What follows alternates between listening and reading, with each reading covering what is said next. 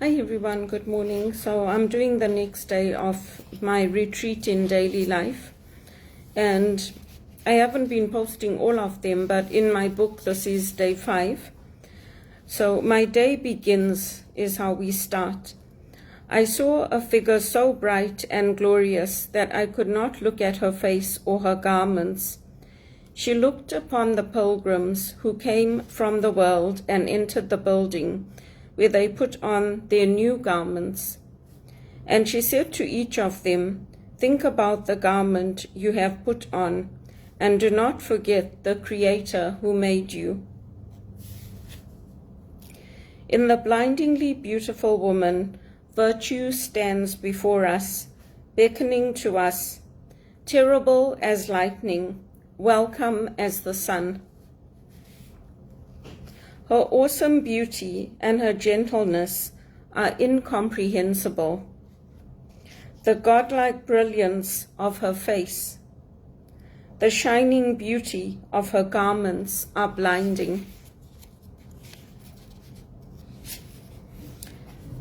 But she is within us and within everyone, sustaining us, turning away from no one, even when we resist her every advance.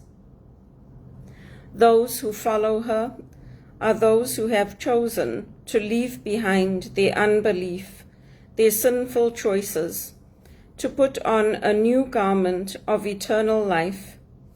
To them, to us, she says, "Do not turn back." But if we should falter and stray, we can still return to God our Creator.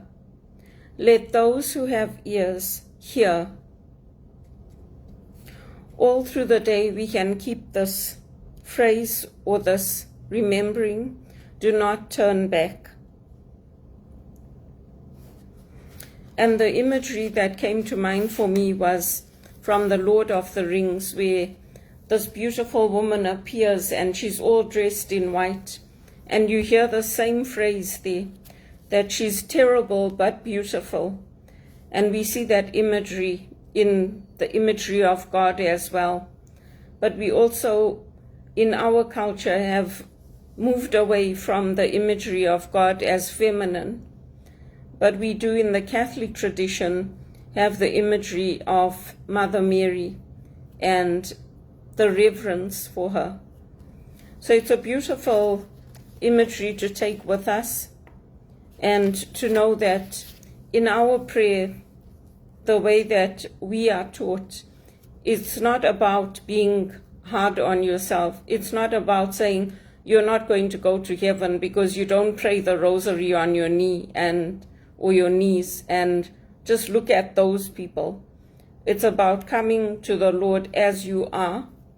And many of us have limitations, so some people can't kneel throughout the rosary. Other people can't stand throughout the rosary. So we're invited to pray as we can and as we are comfortable in our prayer time.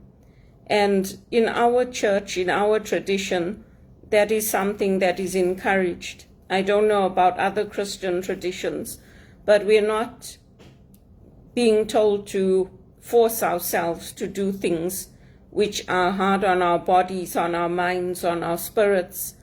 In the Catholic tradition, that's not the way that we do it. And also this imagery of new life and new things dawning or becoming new persons. The example that we look at is the example of Paul and how he became a saint, but he used to persecute the church. Or even the women that accompanied Jesus, how they were strong women. But in becoming new, we let go of the old. And there's many things that we have to unlearn, relearn, and then let go of the old. And it's the same with us in our healthcare, in what we're learning, in what we're doing. Even though some of the teachings are ancient, St. Hildegard's teachings are ancient, that what you eat is going to affect your health.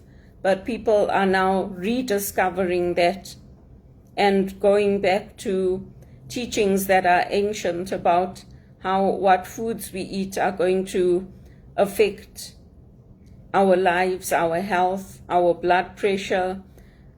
So it's all returning to it, but relearning it in a way that is relevant for today, just like with our prayer life. So I'll leave you with that for the thought for today. And when I do my retreat in daily life, I return to that throughout the day.